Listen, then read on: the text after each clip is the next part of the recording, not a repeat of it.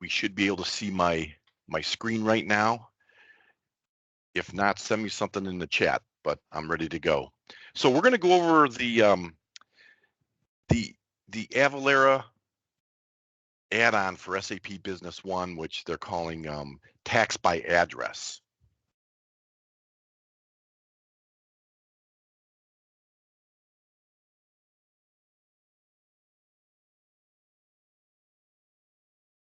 So we're just going to talk about what is it, general setup, how to use it, and talk about the reports. And then I'll stop the recording and we can go over some Q&A. What is it? It's a replacement to SAP's tax as a service, which they had for a few years, which, you know, had some issues. It's free and included with SAP Business One. It uses the standard SAP tables and fields, which is good. And I'm going to walk you through it, but you go through and you set up the tax, you set it up in the system landscape directory, and then really every place that you could use the SAP taxes for sales tax, but also purchasing use tax, it's active. And it's also a gateway into you know, all the other Avalara offerings. And there is a help, a PDF that goes over how to manage sales and purchasing tax in the US localization for SAP Business One, which is actually pretty good to go through. So the first thing you have to do is go to the Avalara website and sign up for the Avalara rates by address.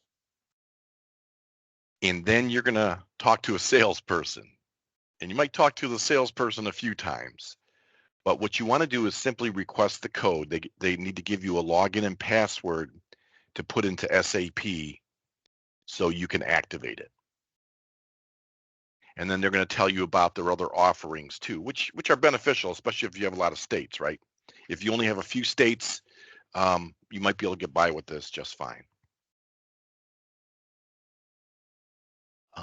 I think one of the more complex things is getting the system landscape directory, making sure the electronic document service is running, making sure that you turn on the protocol connectors for the tax rate. This is not easy to do. This is where I think your partner or your IT company has to be knowledgeable of this. And then what I found is you really need to use the Microsoft Edge browser to get into the EDS dashboard.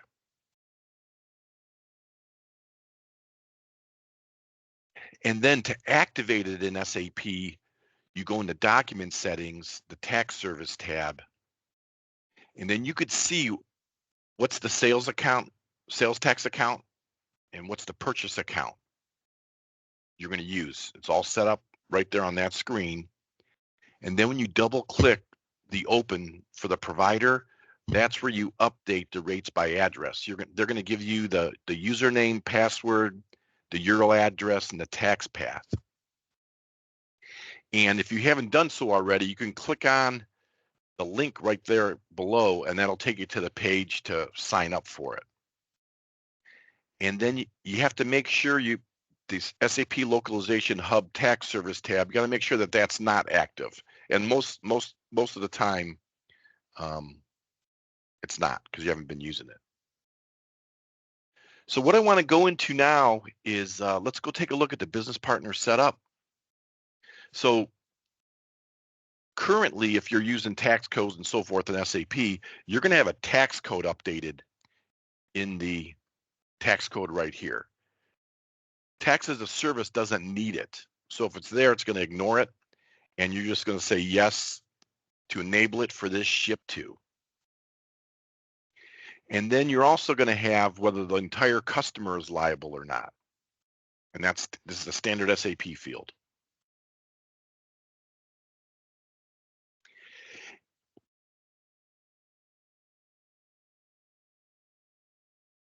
On the item master, you also need to designate whether it's a tax liable item.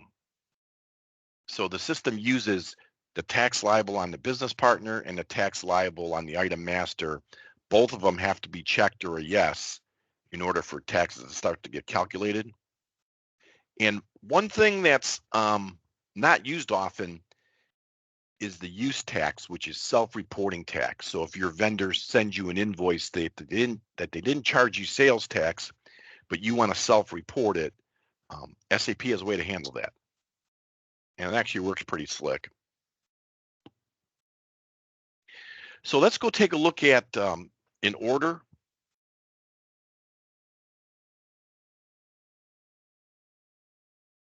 So the first time you put a sales order in, it does take a few seconds for it to I think get connected to the taxes and service.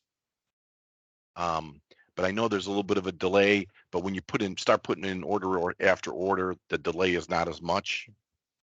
And then you need a posting date because it's using that date to help figure out the taxes.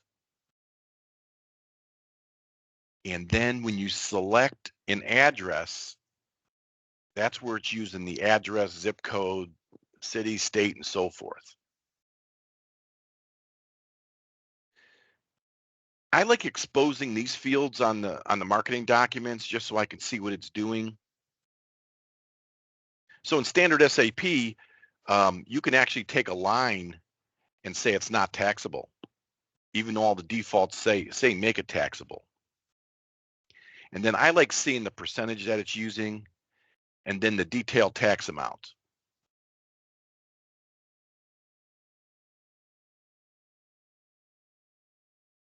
So you have the ability to sort of see the details that are going on there.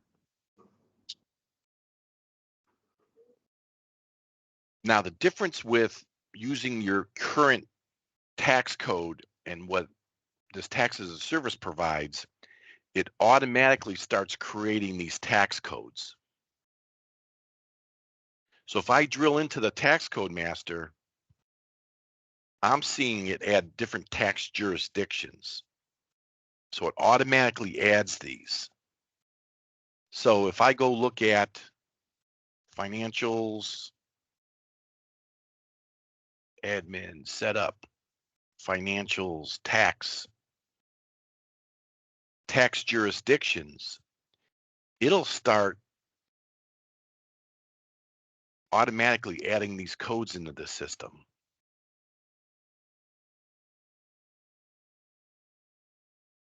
And sets it up with the periods and effective rates. Likewise, if I go look at city, it'll start adding codes for all those automatically.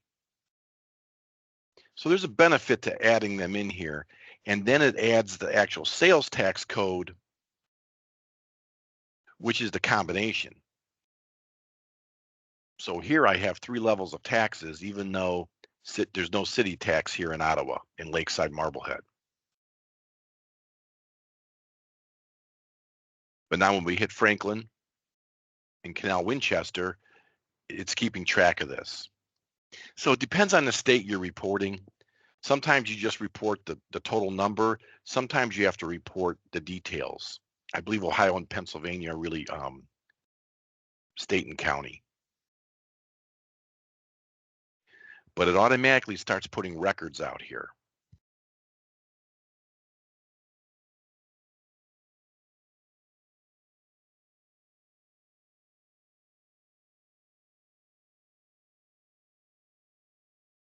Okay. And then it'll actually do the journal entry to the sales tax accounts that you put into the system.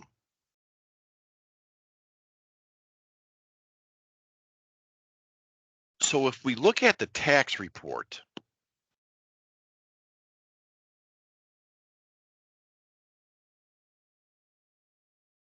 and then tax report, which I have here,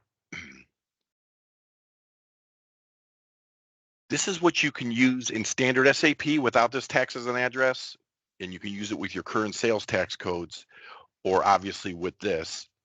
You specify like by tax code or by jurisdiction. So just to show you, both of them. And then when I'm going for regular tax, which you and I call it sales tax, it's going after the AR documents versus going after use tax. So here, if I call this up. Here are those tax codes that the system set up. And then standard SAP allows you to drill into my $300 sale. All 300 of it was taxable, and $24 was tax. And I can drill into that invoice and see my $24 and see my journal entries related to it hitting the tax codes. And you can see what it did here is I have my cost components here, my tax components. So in my opinion, this is fine, but if you want to, pull out all the Ohio, you might be skipping around here. And that's where this one would probably have to say, hey, let's go copy the table to Excel. Or if you didn't have that many of them, click on all the Ohio's. And then you might see your Ohio's. Yep. Yummy, yummy, yummy. Yep. There's soft in there too for you. Thank you. Yep.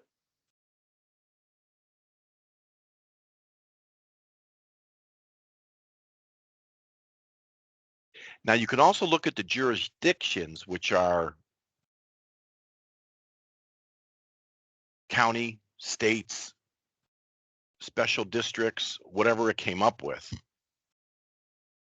So it gives you that detail as well.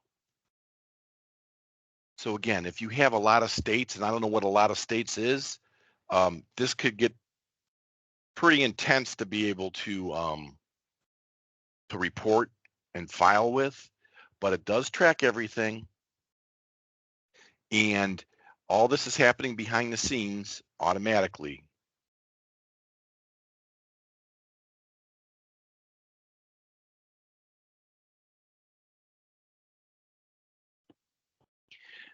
So in general, it takes a little bit to get everything set up, but once you're set up, it just works. Like I said, there's a little bit of delay on the first order or the day that you put in, but then it's tracking everything automatically. Now, what that also means is you have to have your internet connection up in order to process orders and sales tax. So if your internet connection is down, then you may have to go to plan B, which would take a little bit of, uncheck it so it's not looking for the tax as a service, and then you can still process orders manually or without the tax as a service, and then pick it up on the AR invoice or pick it up on the tax later. So there's a caveat, like with any other software as a service. If you got to be connected to the internet, then you have to be connected to the internet. So I am going to stop the recording